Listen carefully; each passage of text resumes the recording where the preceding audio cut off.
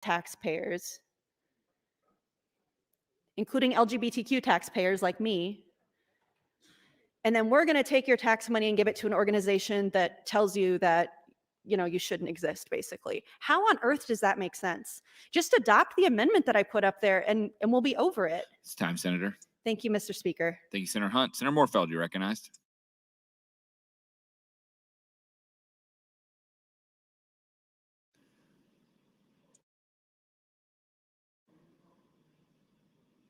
I don't see Senator Moorfeld on. Oh. Senator Moorfeld waives the opportunity. Senator John Kavanaugh, you're recognized. Thank you, Mr. Speaker. Well, let's see. Got a lot to say, I guess. First, thank you to Senator Moorfeld for bringing this amendment. I hadn't read it before he introduced it, and then I looked at it and I saw I have been spending a lot of time talking about the necessity for transparency and accountability in this sort of situation, and so I appreciate this amendment. I would be supporting AM 1145. I think it is important when you're going to be taking this money that you should be held to some kind of accountability standards. I also would join in my colleagues who expressed their disappointment about the vote on Senator Hunt's amendment. So I've been talking a lot about the studies I've been reading, and there's this study about the Florida, and I talked about how they were trying to get them to adopt the testing standard and trying to incentivize the schools participating to adopt testing standards so they can get a better idea of how their kids are performing in relation to other kids who stay in the public schools. And the takeaway from that in this context is that it's essentially voluntary to participate, and that the schools can still choose whether to take the money and to participate and to be held to these other standards. So if we had adopted Senator Hunt's amendment, schools could have opted out of that kind of oversight, those requirements, and continue to operate as they do today without taking that scholarship and still operated exactly as they are today. So it would not be a mandate from us on anybody. It would only be a requirement of participation in the program. Same with Senator Moorfeld's amendment here, is that we're asking that if you participate, that you be held to account for how you're spending that money so that we can have an idea of how well this program is performing. That same thing I've been talking about the entire time about the necessity to get some sort of objective standard by which we measure success. I think we need to make sure that when we are saying that our goal is to improve the lot in life for people, we should have some idea of what that looks like and what we're going towards, and then ability to determine whether we actually achieved it so that we can continue to expand that or modify it in some appropriate way.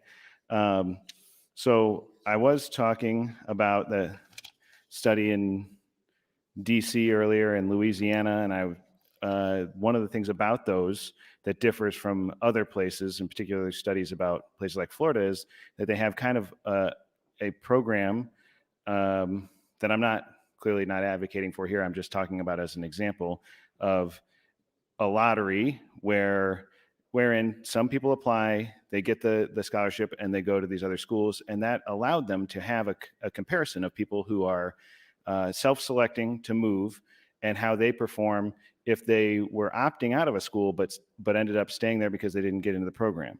And basically what these studies found is that there was a decrease in performance for some of those kids, for the kids when they got the scholarship and took it and moved.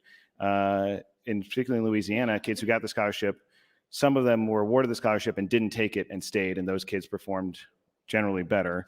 And the kids who took the scholarship performed worse. And then similar in DC. And Senator Groney brought up a point that I think was a very good point, and they actually talk about in this study, which is that some kids in the first year perform less well because they are have what they call a switching, basically a result of switching, but they go through in this report discussing that as an explanation for the decrease in results. And they say that the explanation did not hold up. In part, more than half of the students not offered a voucher also switched schools. So kids who switched within the public school system still perform better than kids who switched to the private voucher schools. So they're basically saying that it was not an explanation for the increase in the decrease in performance relative to the kids who stayed behind.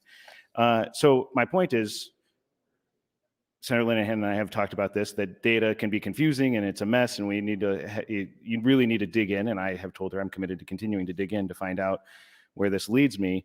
But the point is, you have to have the data first to ask those questions and to be able to answer those questions. And so Senator Moorfeld's amendment is a step in that direction of making sure we have the information we need to measure this. And further, I think we need to go further than this, but that is a good step in that direction. I think that Senator... It's time, Senator. Oh, thank you. Thanks, Senator Kavanaugh. Senator Matt Hansen, you recognized. Thank you, Mr. President, and good morning again, colleagues. So as we talk about this issue, and I'm going to keep reframing it kind of in the context of the larger school funding debate we have in the state. Because fundamentally, that's where we're getting at, is I would agree this bill isn't necessarily about any sort of religion specifically, any sort of religious school specifically, any sort of even category of private school. This bill really seems to be about some struggles and some frustrations we have with the public school system. And I dare say the public school system largely in Omaha and the Omaha metro area. It's probably no coincidence that a lot of the strongest voices on this bill, both for and against, are from Douglas County, are from Omaha. And that's something we have struggled with in a body over the course of my whole tenure. I remember coming in the learning community, and the common levy was the hot Omaha school district area issue that we struggled with in those early years of, which now seems so long ago in my 8th year. And it's something we are going to be perpetually working on. And the difficulty of that, of course, is that there are multiple school districts inside the Omaha school district area that have multiple different sets of means, resources, outcomes, and there are a whole host of different reasons why we have that. And I am by no means no expert, but it's the combination of factors of the city of Omaha have pretty aggressive annexation powers compared to really any city nationwide in terms of annexing places like Millard and Elkhorn, and it doesn't merge the school districts. You have the legacy of West Side and why that was created to have a different school district for obviously lots of problematic reasons in retrospect. And we have all of these issues in Omaha that we are perpetually struggling with. And it really, I understand every bit of frustration. I'm not saying I understand in the sense that I feel it or it impacts me or impacts my community or impacts my family, but I understand fighting for your school districts, or rather fighting for your schools, fighting for your students, fighting for the outcomes that you want. I hope you realize that was what me and all of these debates on school funding, on this bill, on property taxes, that's where I'm at too. We have situations in the state where there are problems. Omaha, the history of redlining, all of the white flight, all sorts of different things leading to all those different school districts, all those different problems, all those different kind of squiggly Omaha city boundaries, all sorts of things are something that we are going to spend the next 50 years trying to solve. And I understand we shouldn't be waiting 50 years to solve them, but we just know that's going to be a legacy issue. You don't create a problem that took a century to build, you don't remove it overnight. But in the midst of all of that, my perpetual ask is to hold Lincoln harmless. Because Lincoln is a city in which we have one city, one school district. I think it is working well. You can look at the data on Lincoln Public Schools. You can look at the data across high schools and across districts. We don't have the problem where one part of town is represented by one school district and one district is represented by another. And I bring all of this up 1 minute. and kind of my perpetual plea in all of these school funding bills and all of these ways to kind of drastically change public education in the state is my goal is to hold Lincoln harmless at best. I would love to improve it. I would love to improve all of our school districts. But my goal is to hold Lincoln harmless at best. And I have to look at everything coming down the pike, everything that's looking at school funding, everything's looking at educational outcomes, everything is looking at educational policy, and know a lot of them are probably going to harm Lincoln Public Schools. They're going to harm the students that I represent. They're going to harm the parents that elected me. And I have to stand up for them each and every time and really make that point clear, because this has been my perpetual frustration in all of these bills throughout my whole 8 years in this tenure, is that Lincoln keeps getting thrown to solve some sort of other issue in other city. Hold us harmless, we can go from there. Thank you, Mr. President. Thank you, Senator Hansen. Senator Wayne, you're recognized.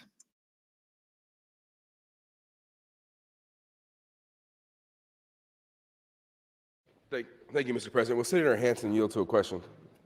Senator Hansen, would Senator you? Matt Hansen. Senator Matt Hansen, would you yield? Yes.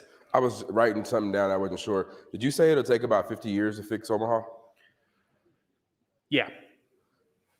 So Omaha won't be fixed for 50 years. And what are we going to tell those parents in the meantime when they're looking for choice?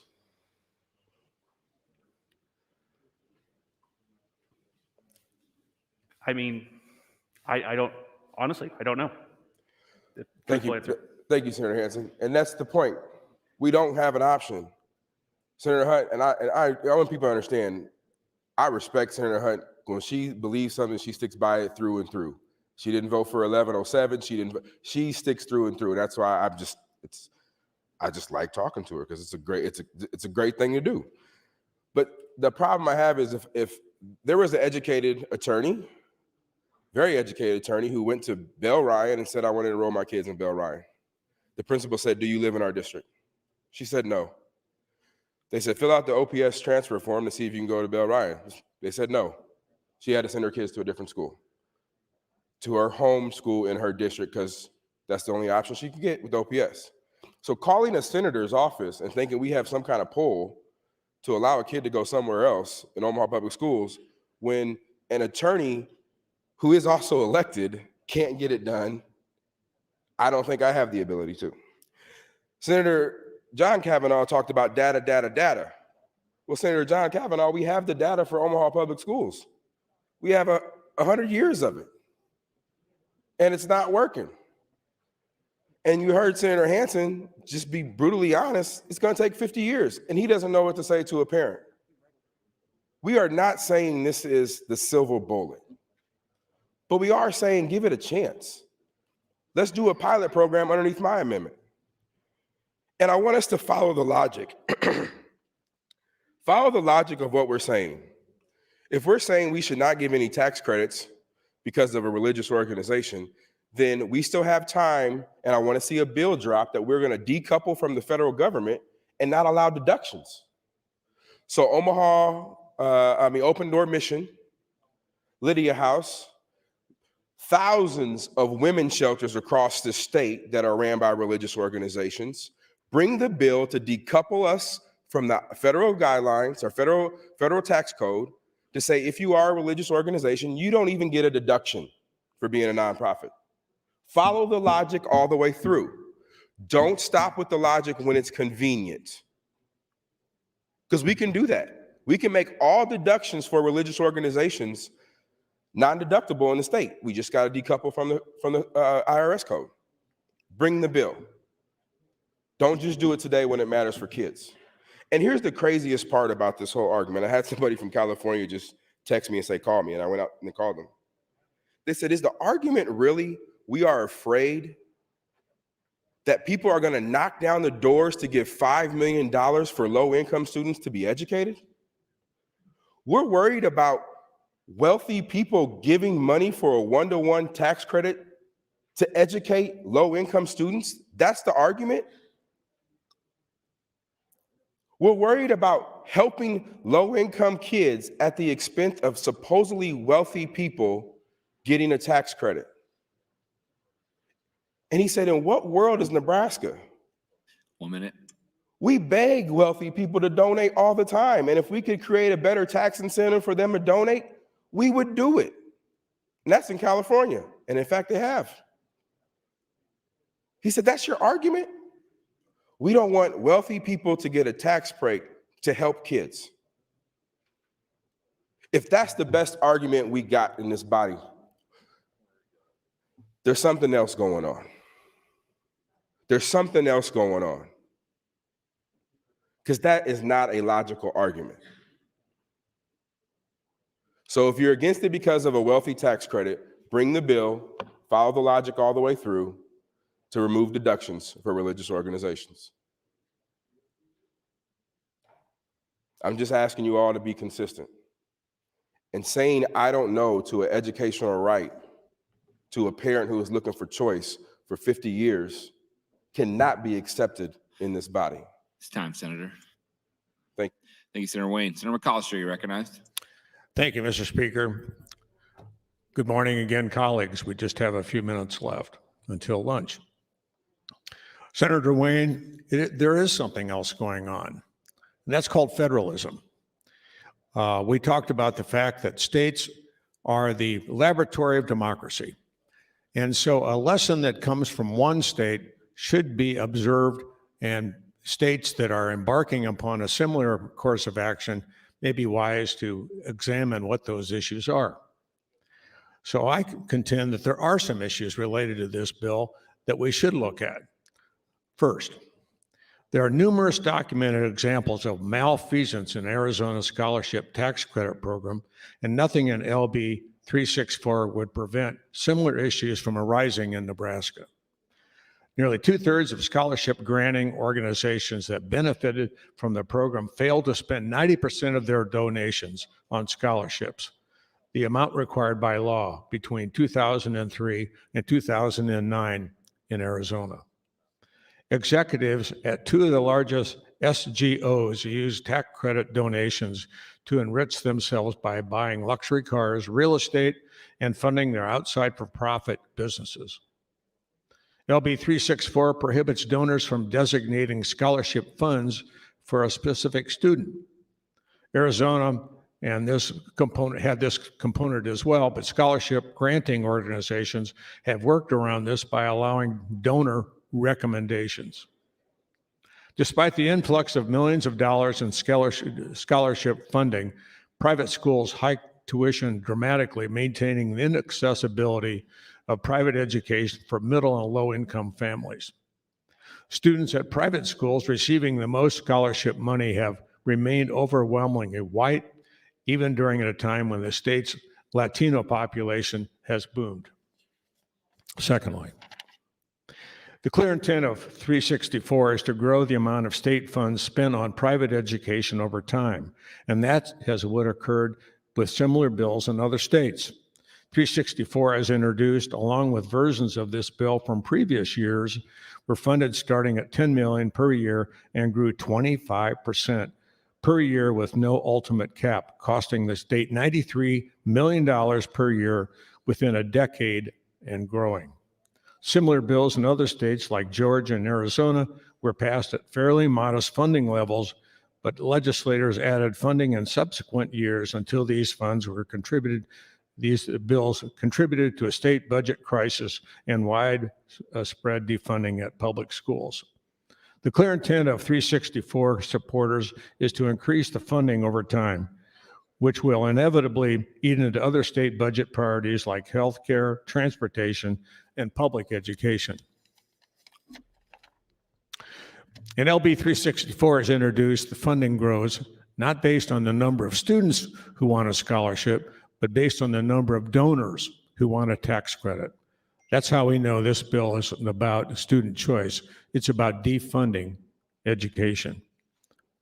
Thank you, Mr. Speaker. Thank you, Senator McAllister. Senator Michaela Cavanaugh, you recognized. Thank you, Mr. Speaker. So I've continued to think about that last vote on Senator Hunt's amendment and what that will mean. So I guess sometimes I feel silly repeating myself, but I realize that when I'm talking to people, when I'm off the mic, that they didn't hear me. And so then I'm like, okay, I should repeat myself. So if you've heard this before, my apologies. There was a teacher who was fired from a Catholic high school in Omaha when he got married to a man. And they were allowed to do that based on that reason, because they had a religious exemption. He was an award-winning teacher at that. The students were very upset, and he got a job at a public school.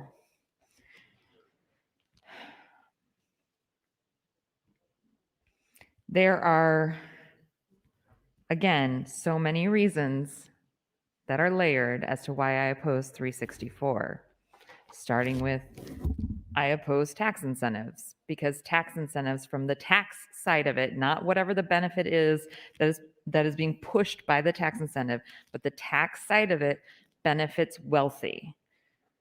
We're not doing tax incentives that benefit the poor, like an earned income tax or a child care subsidy. We're not doing that. Those are things we could do, but we're not. We are doing a tax incentive that benefits the wealthy. And if it weren't about that, I don't know why you all wouldn't have voted for Senator Hunt's amendment. But it is. You want money for the wealthy, and you don't want to have to make any compromises on anything, including your prejudices. That was a prejudice vote. That was a vote that told me and Nebraska that this body is prejudiced, and not only are we prejudiced, but we are okay with your tax dollars going to institutions that can also be prejudiced in the way that makes us comfortable. And that is completely unacceptable to me. I'm not going to budge on tax incentives. Many people have an issue that is vitally important to them. It's their top thing. Not budging on tax incentives is one of my top things. You bring me a tax incentive that gives money directly back to low-income people, then we can have a conversation. But I've never seen that tax incentive.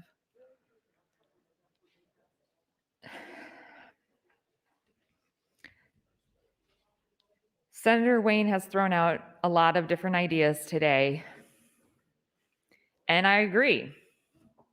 I don't think that religious entities should be getting tax dollars, but I can't change that. And just because other bad things are happening doesn't make this one okay. And just because other good things are not happening does not make this okay. What we should be doing, what we should be focusing on, is solving problems 1 minute.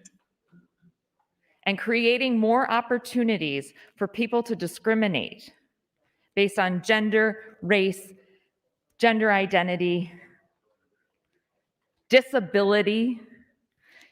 Getting more opportunities for them to do that does not serve the communities that we are trying to serve. Making small little children cry because their hair isn't the right way does not serve the populations we are trying to serve. It causes damage. And that happens in public schools and that happens in private schools. But at least in public schools, we can do something about it. In private schools, they don't even have to tell us that it's happening.